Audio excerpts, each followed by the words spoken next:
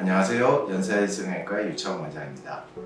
이번에는 성형외과 전문의들이 인턴 레지던트 때는 무슨 일을 했는지 많이 궁금해하시는 분들이 있어서 그거에 대해서 이야기를 좀 해드리려고요. 요즘은 조금 덜한데 예전에 의학 드라마가 이렇게 방송사마다 굉장히 많이 나온 적이 있었죠. 의사 굉장히 멋있게 나오고요. 하는 일이 굉장히 중요합니다. 그런데 실제 인턴 레지던트 기간에는 굉장히 힘들고 바쁘고 요즘은 많이 달라졌다 하더라고요. 굉장히 힘들고 바쁘고 먹는 거나 자는 거나 아니면 일상생활, 그러니까 인간으로서 해야 될 재미를 느낄 수 있는 부분을 많이 포기하고 지내야 돼요. 그래서 그 고기 비친 모습은 조금 다르다고 보시면 되고요. 그래서 인턴 때는 어떤 텀을 두고 이제 각 과를 돕니다.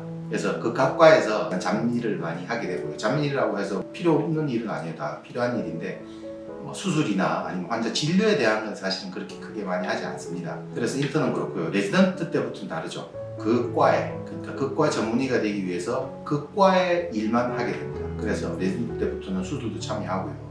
큰 대학병원에서는 그 범위가 굉장히 넓습니다.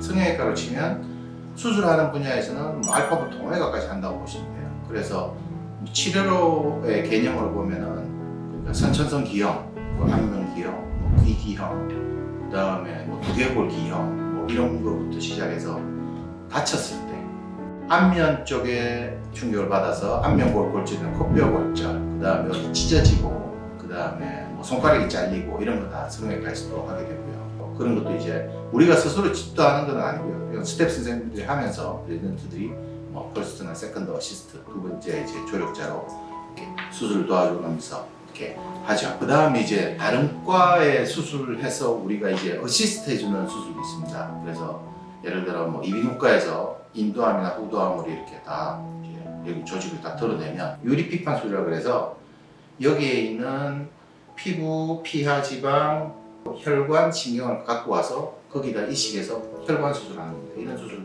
큰 수술이죠. 그래서 수술 시간도 꽤 길고요. 성형외과는 간단히 이렇게 레이저로 점하고 하는 그런 과는 아닙니다. 그래서 그런 큰 수술도 있고요.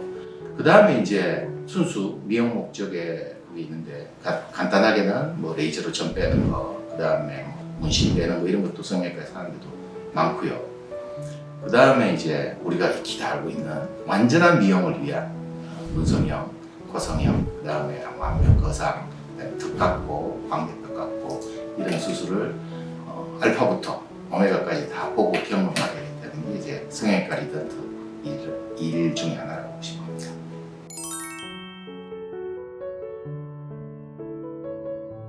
그렇죠. 모든 레지던트들이 다 그거는 경험하죠. 그런데 그 경험한 걸 그럼 개원에서 할 수 없느냐? 개원에서 할 수 있는 것도 있고 할 수 없는 게 더 많다고 보시면 돼요.